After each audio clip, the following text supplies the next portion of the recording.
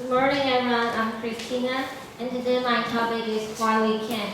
And it is obviously that my topic is about the legalization of gay marriage. So today I want to provide you some new ideas and concepts on this issue and want to persuade you all to support this legalization of gay marriage. And this is my outline. I will first introduce you some difficulties of homosexuals now in Taiwan and the comparison between homosexuals and heterosexual marriage. And finally, conclusion. So I want to first start with the definition of marriage. It is about two people. They love each other and then they decide to get married through legal contracts. And which this contract will establish the rights and obligations between them. So why genders will become an issue and become a problem. And now in Taiwan, homosexual couples do not have the rights to get married with the person they love, just like heterosexual couples do. And current laws in Taiwan do not provide the rights and obligation for the homosexual couples. So, and more, the current laws in Taiwan are mostly based on the culture of the Christianity and the Catholicism. So, is it fair that all people from different groups, different religions, different beliefs to obey this law? So, I think the legitimacy of this law is doubtful. And let me take the example of catwalks both. They have been together for 30 years, and in last year, in December, they get married, of course, without any legal contract, but they still live in happiness. And basing on their story, I do not see anything strange or weird. So I wonder why gender bothers, why gender matters a lot in a marriage. And now let's see another true story in Jolene's latest music video. It's a story about a couple, two women. One of them needed to go through an emergent operation. However, her family members do not come to sign the contract.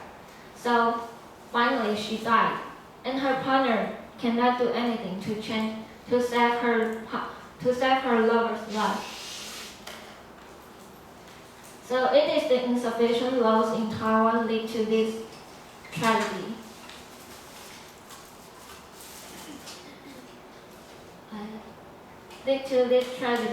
And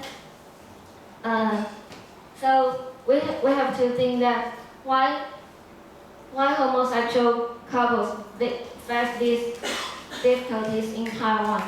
In Taiwan, the homosexual couples do not have the right to raise a kid, to adopt kid as a family, to have the inheritance after his or her partner died, and even more miserably, do not have the right to sign the emergent operation agreement.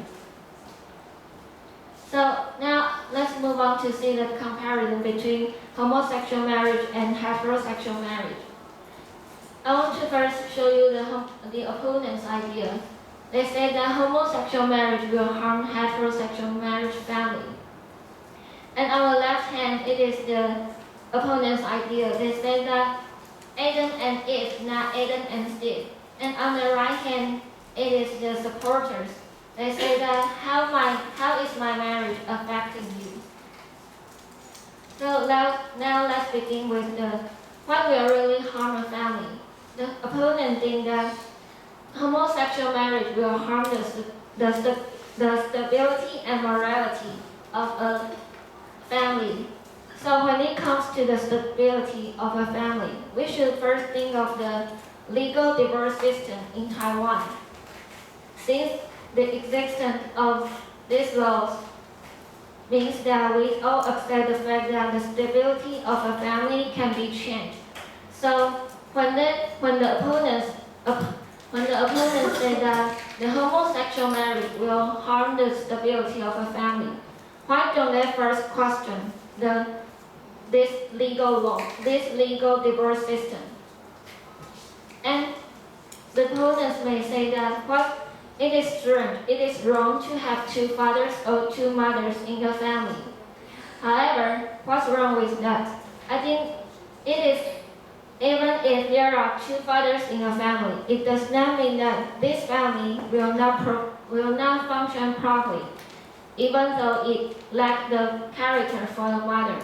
And I think most of you know that there are some families, there's only a mother or a father in a family. That is the single parent family. So if the opponent says that it is wrong to have two fathers or two mothers in a family, so does it mean that the opponent also think that it is wrong to have one father or one mother in a family? So we need a changes now. So to conclude, I want to first show you some countries which has passed the bill on legalization of homosexual marriage. And this is the graph from the Taiwan Gender Rights Association. And we can see that Britain, France, Spain, Canada, and New Zealand, these developed countries have passed on this bill. And it has become a world trend. So how about Taiwan? I think Taiwan can be the first country to pass this bill in Asian countries. Because in Taiwan recently, the marriage has become a promise, a contract between two people instead of a responsibility toward the family. So it is time for changes. No matter homosexuals, heterosexuals, opponents, supporters, we are all the same. We are born to love each other. We are born to pursue love. So we have no right to be the obstacles on others' way to pursue love. And it is time for us to take action to support the gay marriage. Thank you. Thank you, Ziyu. And now let's welcome our next speaker, Zhou Qiyan, and his evaluator is Li Wanling.